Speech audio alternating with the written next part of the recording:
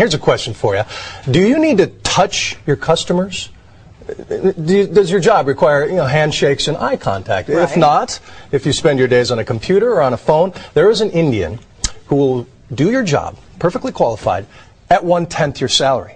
And they'll work 6 days a week, 12 hours a day. There are more English-speaking Indians than there are Americans. Most are wired in more ways than one. But to see what is really happening, to get past the outsourcing hype, I traveled thousands of miles across this land, one that fills you with equal parts pity and wonder and awe, and one that'll give you 1 billion reasons to care.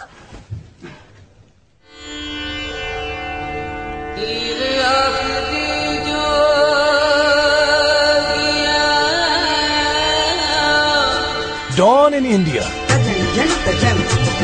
A nation of 1 billion awakes. In Bombay, there is a human density unlike anywhere else. Compared to Manhattan, there are twice as many people in half the space. This is a working-class home. Dad is a laborer, mom is a maid, the kids go to school. How long have you lived here? 25 years I've lived here. In Delhi, the vegetable market comes to life, teeming, churning, a hive of pent-up entrepreneurial energy where personal space is the rarest commodity of all. Meanwhile, in the suburbs, dawn marks the end of the day at the call centers. Hundreds of thousands of Indians spent the night on American time, answering angry computer questions from Florida, reminding Texans to pay their credit card bill.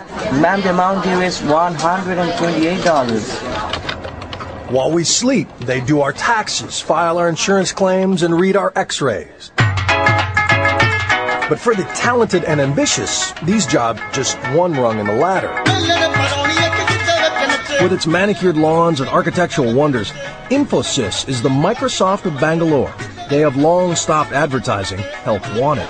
In the last 12 months, we received 1.4 million applications from young people around the country for jobs. Less than 2% are offered a position. Hey, what's up? And as a sign of the times, this Indian company is now hiring American graduates. So if this is what's possible, why does most of India still look like this? Well, for starters, it is the world's largest and most diverse democracy. Though some will protest his foreign policy, President Bush is visiting the most pro-American country outside the U.S., a freedom-loving mix of almost every known religion, home to 150 million peaceful Muslims. Now imagine if that 1/5 of humanity in India were living like the people of Iraq today, blowing each other up in their houses of worship every other day and on the street. How different our world would be. So to me, India is a miracle. But there is nothing tidy about this country, and that includes Indian democracy. It is a big, sloppy thicket of red tape, party politics, and corruption. Very little gets built or fixed. Mass transit is miserable. Water and power are a horror. In the capital of Delhi, 1/3 of the electricity is stolen. People just splice in and help themselves. And the traffic? Oh, the traffic. But if you sit here long enough and just watch, there's a method that emerges from the madness. Transactions, rituals, patterns. It's the same sort of self-organizing system scientists observe in anthills and beehives. Somehow, against all odds, things get done. And this might just be the secret to future success.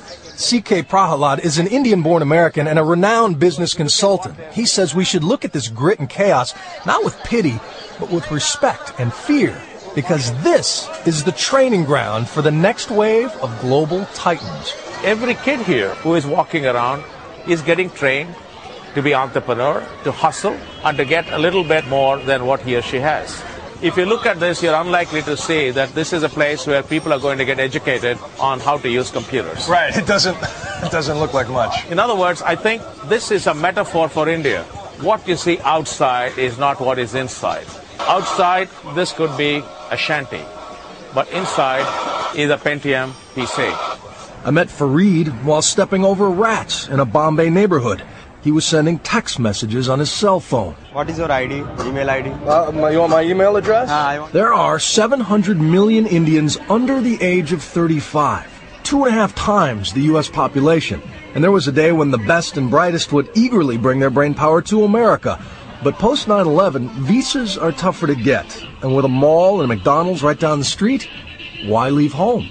3:01 on the clock. तीन बज चुके हैं. दूसरा घंटा है. Priyanka is a popular DJ in Delhi. Hi, welcome to Radio City. And she conducted an on-air poll at our request. If you had a choice between taking your skills to America or staying in India, what would you do? The text message responses were almost unanimous. Look at that. We will challenge Westerners by working for our country because India is best. And that level of fierce pride and determination is evident everywhere. Is India catching up? India is not behind you. He's with you. Not behind us, with us. You're seeing an explosion of 50 years of pent-up aspirations. And if you want to know what India feels like today, it's very simple. Pull out a champagne bottle, shake it for an hour, then take the cork off. You don't want to get in the way of that cork.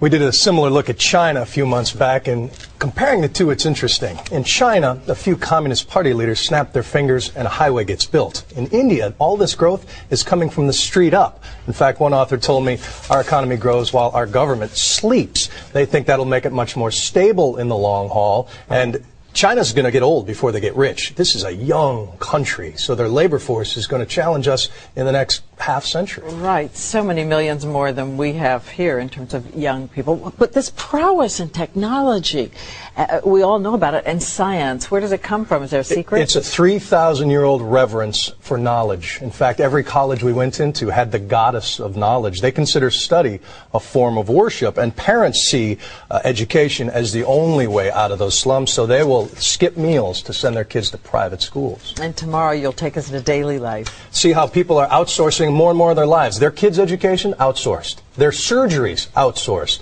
It'll blow your mind. I know, you've been going door to door, so you've got to hear this.